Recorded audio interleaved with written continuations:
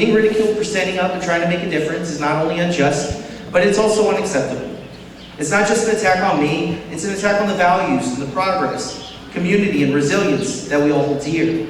No one should be made to feel small for their desire to contribute, to serve, or improve the lives of others.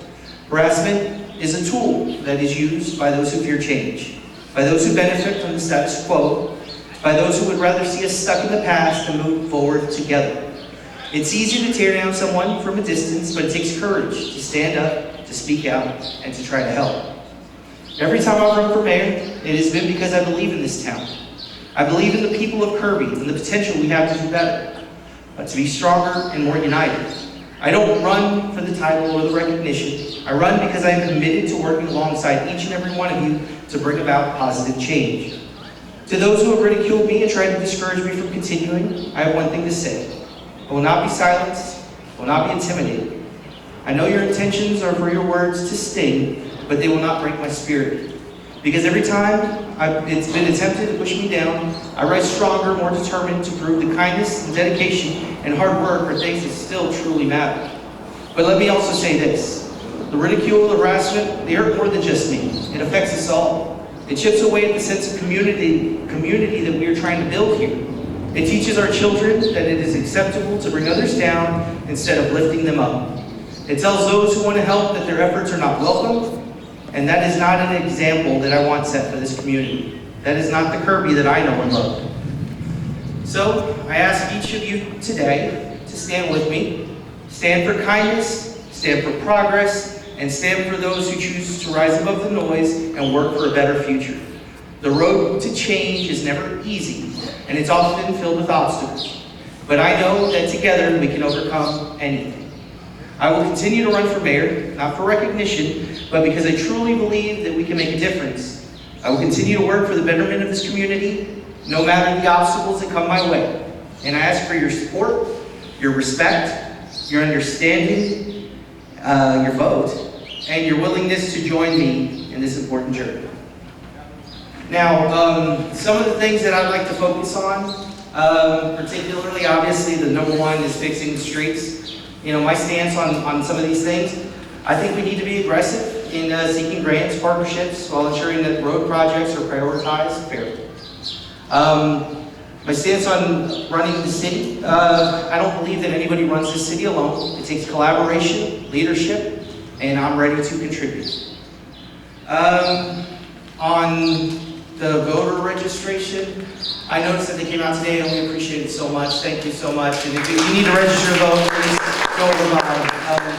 And we do need to encourage civic engagement. I mean, we need to let residents know how their votes impact daily lives. We need to talk to our neighbors and bring them out as much as possible. My stance on road construction, I believe that the city must push for updates and give good ideas on what's happening with the current road construction stuff that's going on, just so we have a better idea of the projects that are coming up and those things.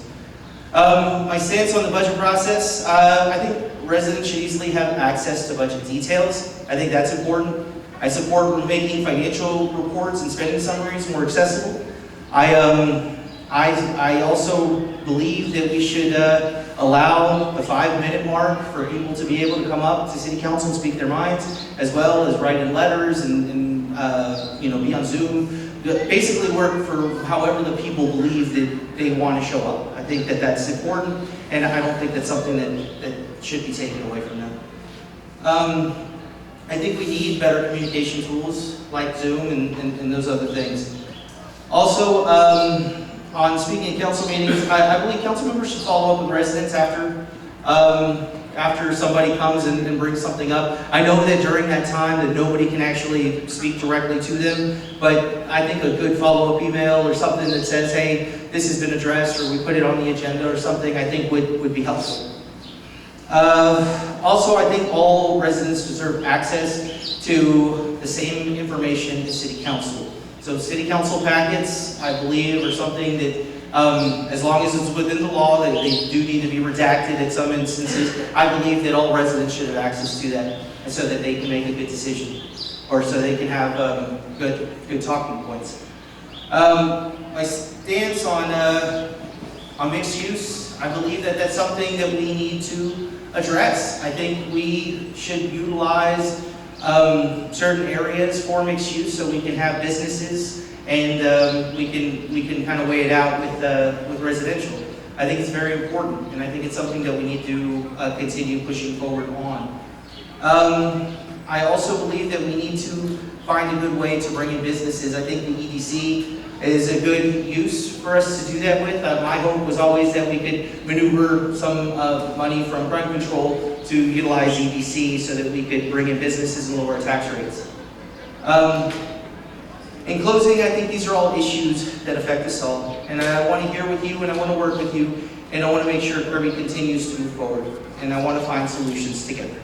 Thank you. Also, our mayor just walked up. If you'd like to say anything, you can feel free to come up as well. Now, for your origin. Come on up.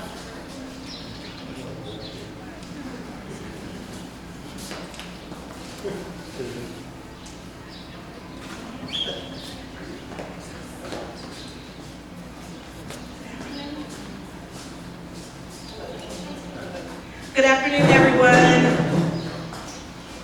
As you know, my name is Mayor Tanisha Gray. I'm the mayor here currently right now, running for re-election. So first, thank you, Susan Street, for hosting this meet and greet for the citizens. So as my stance has always been the same, it has not changed from being on council till now.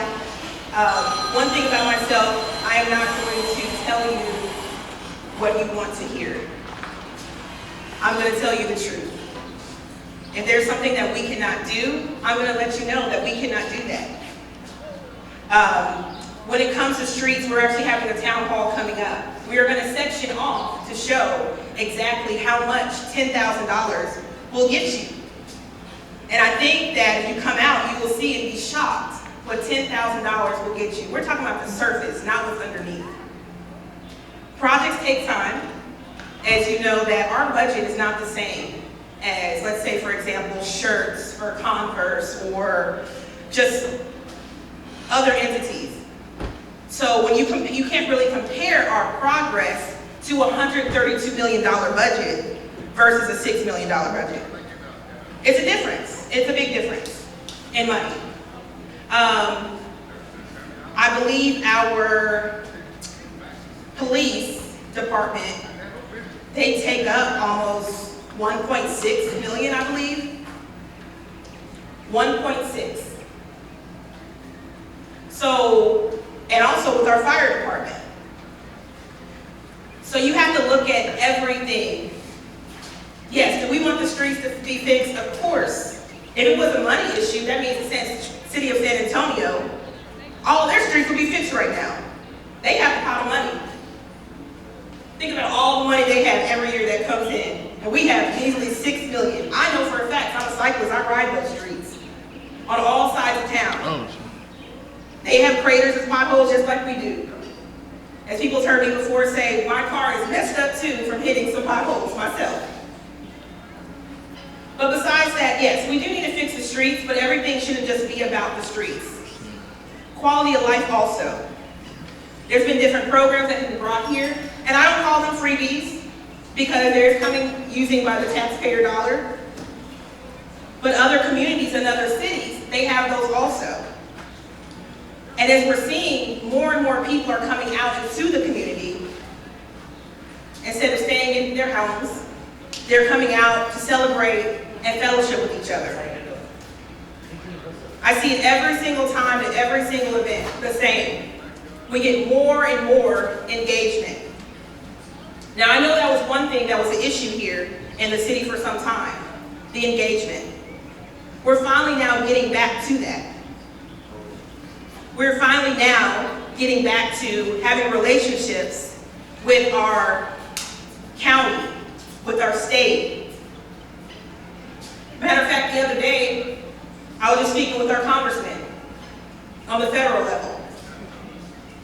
So we're finally getting those relationships back. I learned something new just the other day by going to the Capitol. I didn't even know that there's a community public funding that each congressman gets millions of dollars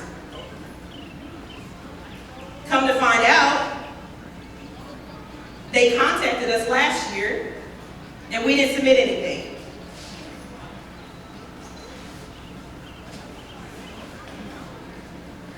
So we missed out on a project for community engagement.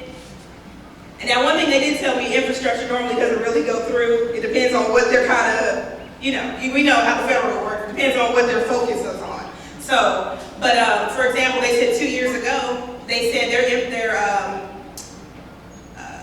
their main focus was on parks. So if like cities had put in for parks, for that funding, more than likely they would have received those millions of dollars. Also, we talk about economic development. Now, there's no stranger to when I say that, do I believe economic development is the key to the city? Of course, it's the key to the city. Let's be honest. We don't have a lot of money coming in. We don't. We're thankful for the businesses that we have, but it's not cutting it. It's not. When I was at the Capitol the other day, we had a conversation, and they were actually mentioning, we were talking about the main focus on was economic development. But one thing they kept asking about the land. And they also talked about a comprehensive land use plan. Now that's one thing that I voted for because I thought it was important to map out the shape of where Kirby is supposed to be. Now every office that I went to in the Capitol to talk about the city of Kirby, they asked about that. They asked about the land. And I'll be honest with you, when I go to these different events throughout, because I can't just, it's not just a 2-month type of thing where you just see me on council talking. I go to several events, meetings throughout the week. And their conversations that they're not having in front of the public about Kirby, they're having behind closed doors. And what they're saying is not good. They're saying that we are not progressive. We have people who watch our meetings. I'm talking about from federal on down who watch our meetings. Why is it that other cities have hundreds or more millions of dollars they can get through a council meeting and have 10 agenda items in under an hour? They even say that our council does not do their homework. This is things that they're saying, that they are watching. Now you might not hear it,